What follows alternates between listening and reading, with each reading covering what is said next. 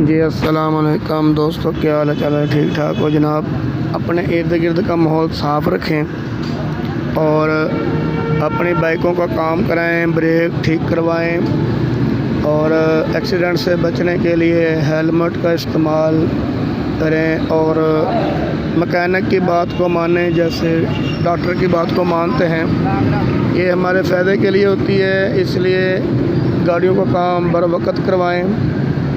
ہاں جی، پھر جب کھڑی ہو جاتی ہے پھر نقصان ہوتا ہے، پھر زیادہ پیسے لگتے ہیں۔